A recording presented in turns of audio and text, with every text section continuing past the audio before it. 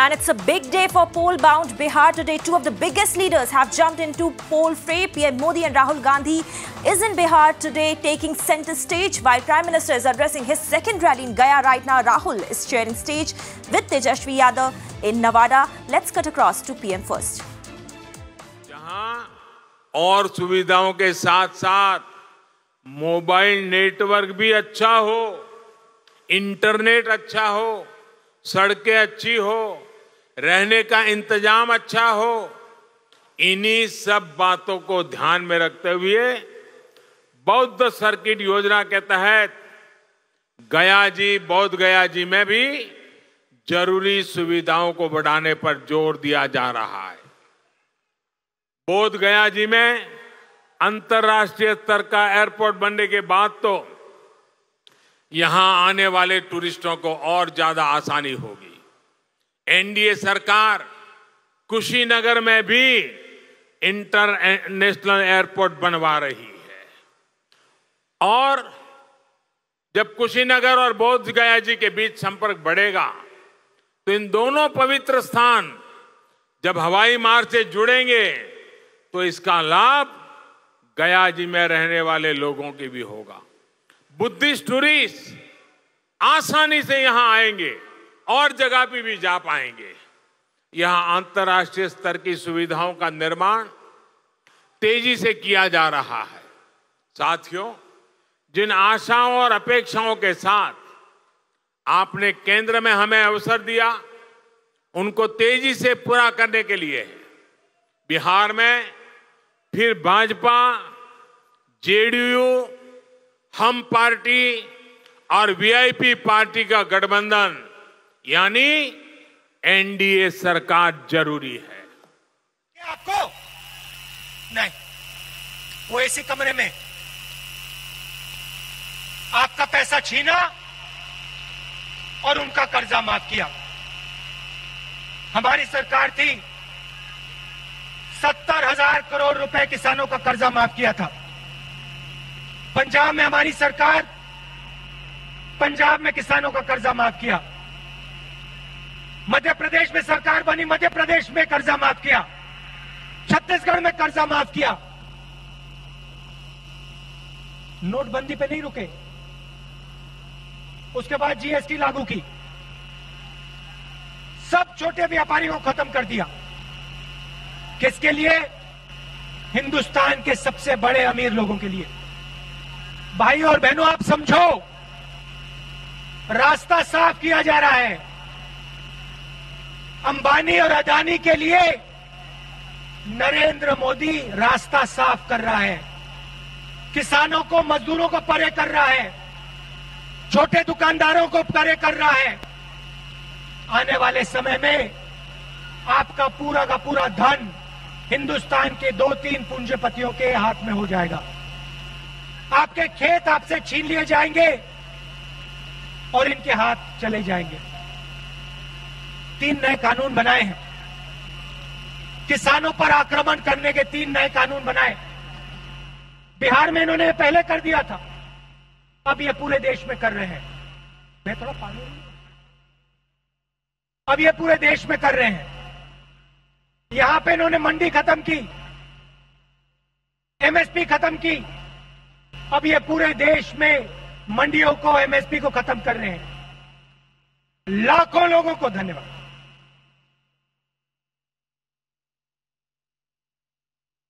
लाखों लोगों को बेरोजगार करने जा रहे हैं और जहां भी जाते हैं आपसे झूठ बोलते हैं। हिंदुस्तान की जमीन किसी ने नहीं ली। लाखों लोगों को मैंने रोजगार दिया। किसानों के साथ प्रधानमंत्री हूं, खड़ा हूं, मगर काम सिर्फ उन 2 लोगों का होता है।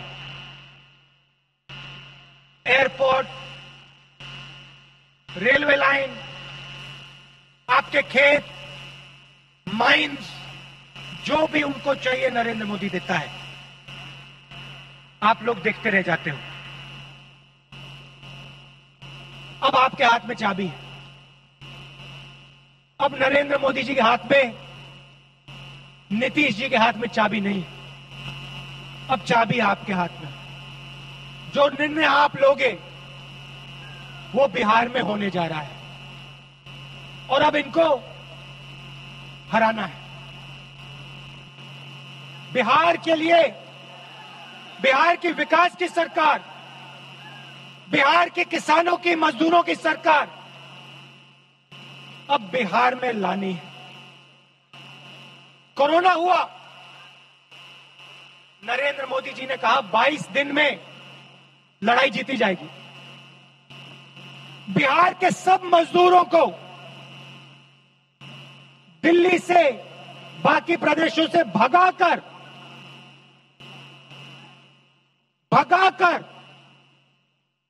बिहार भेजा। जब पैदल आए, जब आप पैदल आ रहे थे, जब आप भूखे थे, जब आप प्यासे थे, तो नरेंद्र मोदी क्या कह रहे थे? नरेंद्र मोदी जी ने आपकी मदद की, बिहार के मजदूरों की मदद की। मजदूरों के सामने सर झुकाते हैं, मगर जब समय आता है तो मदद नहीं करते। आप भूखे प्यासे मरे, आप हजारों किलोमीटर चले, नरेंद्र मोदी जी ने आपको ट्रेन नहीं दी, बस नहीं दी। नरेंद्र मोदी ने आपसे कहा भूखे हो तो क्या हुआ, प्यासे हो तो क्या हुआ, हजारों किलोमीटर चलो, अब बिहार की ओर चलो, मर जाओ पिस जाओ, मुझे कोई फर्क नहीं पड़ता। यह सच्चाई है भाइयों और बहनों, सच्चाई आपको पहचाननी पड़ेगी, क्योंकि जब आप सच्चाई पहचानोगे तभी ये देश और ये प्रदेश आगे बढ़ेगा। और मुझ में पूरा भरोसा है कि इस बार बिहार सच्चाई को पहचानने जा रहा है। इस बार बिहार नरेंद्र मोदी को, नीतीश कुमार को जवाब देने जा रहा है।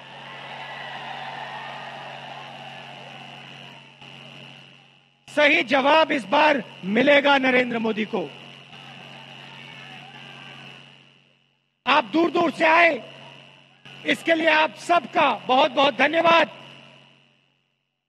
कांग्रेस पार्टी और गठबंधन के हमारे जो कैंडिडेट्स हैं, उनका पूरा समर्थन कीजिए, उनको जिताइए और बिहार में एक नई सरकार लाइए। बहुत बहुत धन्यवाद। जय Hind.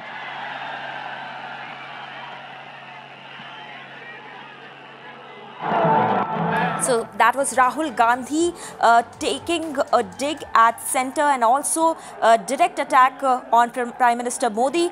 Rahul Gandhi has accused centre of unduly favouring big corporates while compromising the rights of poor and deprived, and also he was raking up the migrants issue. Right, and as we were listening in, Rahul Gandhi also accused that the Modi government did not help migrants in the time of need. He also added that voters have the key now to change the fate of Bihar. Remember, Prime Minister Modi and Rahul Gandhi both are conducting poll rallies across Bihar today.